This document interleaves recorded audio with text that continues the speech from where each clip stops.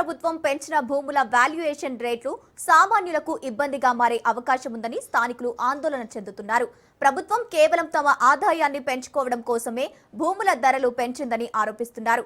పెంచిన ధరలపై ప్రభుత్వం పునరాలోచన చేసి సామాన్యులకు అందుబాటులో ఉండే విధంగా చేయాలని డిమాండ్ చేస్తున్నారు. ఇక ఇదే అంశానికి సంబంధించి స్థానిక నాయకులతో మా ప్రతినిధి Arun Kumar face to face. రాష్ట్ర వ్యాప్తంగా భూముల రేట్లు పెంచి కూడా ప్రభుత్వం నిర్ణయం తీసుకున్న దీంతో కూడా ఏదైతే కనిష్టంగా 2,75,000 నుంచి దాదాపు 35.29 కోట్ల వరకు కూడా ఏదైతే భూముల రేట్లను పెంచుతూ కూడా ప్రభుత్వం నిర్ణయం తీసుకుంది. దీంతో కూడా ఏదైతే ఈ భూముల రేట్లు కూడా ఈ రోజు నుంచి అమల్లోకి రానున్నటువంటి నేపథ్యంలో రిజిస్ట్రేషన్ ఫీజులు కూడా భారీగా పెరిగినాయి. దీనికి సంబంధించి మనతో మాట్లాడడానికి భూముల రేట్లు పెంచిపోయి కూడా మనతో మాట్లాడడానికి స్థానికంగా ఉన్నటువంటి నాయకులు నిజంగా వీళ్ళ అభిప్రాయం ఏంది, ప్రభుత్వాన్ని ఏం డిమాండ్ చేస్తున్న విషయాలు తెలుసుకునేటువంటి ప్రయత్నం చేద్దాం. చెప్పండి బ్రదర్, ప్రభుత్వం అయితే భారీగా కూడా ఏదైతే రిజిస్ట్రేషన్ ఛార్జీలు పెంచి దాన్ని ఎట్లా చూస్తారు?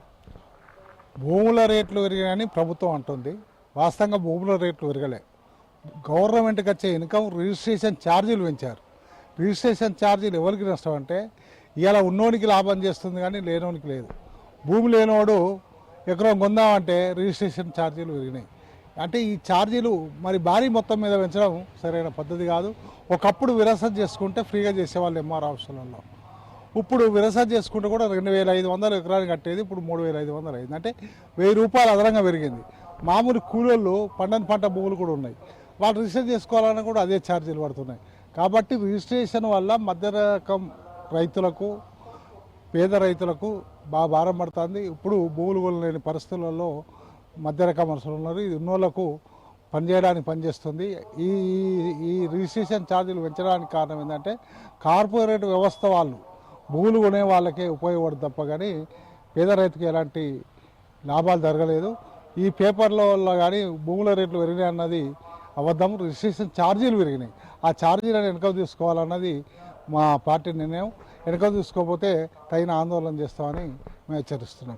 దీనికి సంబంధించి చెప్పండి, నిజంగా కూడా ఇలా ప్రభుత్వం తీసుకున్న నిర్ణయాన్ని మీరు ఏకీభవిస్తారు? ప్రభుత్వం తీసుకున్న నిర్ణయంతో లాభమా నష్టం, అసలు ఏం జరగబోతుంది? వాస్తవానికి ప్రభుత్వం రిజిస్ట్రేషన్ల రేట్లు పెంచేసి కోట్ల ఆదాయం వస్తుంది అనే ఏకైక ఆదాయాన్ని మాత్రమే ప్రభుత్వం చూస్తూ ఉంది. మేమంటున్నాం, మీరు ఆదాయాన్ని చూస్తున్నారు కానీ రేట్లు పెంచడం వల్ల ఈరోజు మామూలు కింది తరగతి వాళ్ళు, వ్యవసాయదారులు వాళ్ళ వ్యవసాయ భూముల్ని అమ్ముకోవాలంటే 50 నుండి 100% రిజిస్ట్రేషన్ ఫీజు పెంచారు. వాళ్ళు పిల్లల పెళ్లిళ్ళు చేయించాలన్నా, అప్పులు కట్టుకోవాలన్నా, ఈరోజు భూములు అమ్మి రిజిస్ట్రేషన్ చేయాలంటే భూములు అమ్మి రిజిస్ట్రేషన్ కట్టాల్సిన డబ్బులు కూడా కట్టలేని పరిస్థితుల్లో ఈరోజు అనేక మంది రైతులు కింద మీద పడుతున్న పరిస్థితి కనబడుతుంది.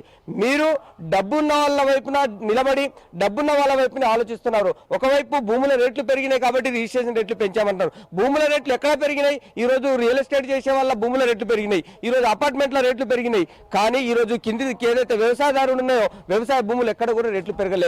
ఈ ఒక్క సంవత్సరంలోనే 3 సార్లు రేట్లు పెంచారు. అంటే రిజిస్ట్రేషన్ ఫీజులు 2000 అప్పటి నుంచి 10 సంవత్సరాల తర్వాత ఇదే ఒక్క సంవత్సరంలోనే 3 సార్లు రేటు పెంచడం అంటే మీరు ఏదో రకంగా మామూలు కింది స్థాయి వాళ్ళకు కొనుక్కోవడం లేదు, అమ్ముకోవడం లేకుండా ఈరోజు ఇబ్బంది పెడుతున్న పరిస్థితి కనబడతా ఉంది. ఎందుకు అంటున్నామంటే ఈరోజు స్థానిక ఏదైతే మామూలు వ్యవసాయదారుడు ఉన్నాడో వాడు భూములు అమ్మలేని పరిస్థితి, భూములు కొనలేని పరిస్థితి ఈరోజు మామూలుడికి మాత్రం భారంగా మారుతున్న ఈ రిజిస్ట్రేషన్ ఫీజులని మేము అంటున్నాం.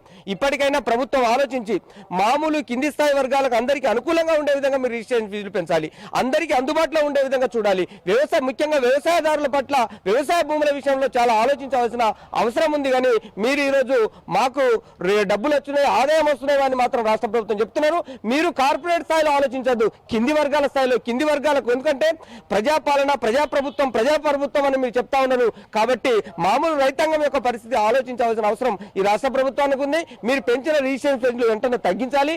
ఆ రిజిస్ట్రేషన్ ఫీజులు కూడా అందరికీ అందుబాటులో ఉండే విధంగా చూడాలి. ఒకవైపు రేట్లు పెరుగుతున్నాయి. వాస్తవానికి మార్కెట్ రేటు ఈరోజు భూముల రేటు ప్రభుత్వం రేట్లు 5,000 ఉంటే ఈరోజు భూముల రేట్లు 10,000 ఉన్నాయి. అంటే ఆ రేటుకి ఈ రేటుకు మీరు బేరీ చేస్తా ఉన్నారు. కానీ ఆ రేటుకి ఈరోజు బేరీ చేసి ఈరోజు మామూలులకు ఇబ్బంది పెట్టాల్సిన అవసరం లేదు. కాబట్టి తక్షణమే మీరు ఆలోచించేసి ఏదైతే పెంచిన రిజిస్ట్రేషన్ ఫీజులు ఉన్నాయో వెంటనే తగ్గించాలి. మామూలు కింది స్థాయి వర్గాలకు అందరికీ అందుబాటులో ఉండే విధంగా ప్రభుత్వం చర్యలు చేపట్టాలి. ఆ దిశగా ప్రభుత్వం ఆలోచించాలి. ప్రజల పక్షాన నిలబడాలి, రైతాంగం పక్షాన నిలబడాలి.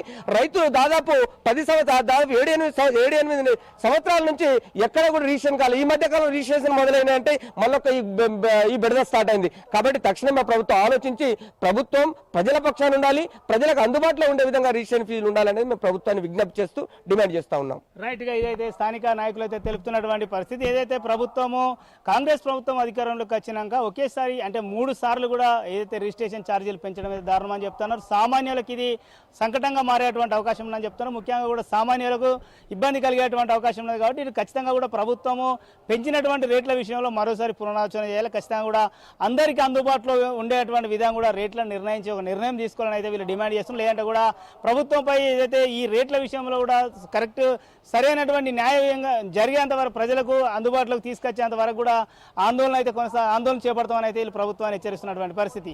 Camera person Srinivas, Tarun Kumar, Raj news, Mancherial జిల్లా.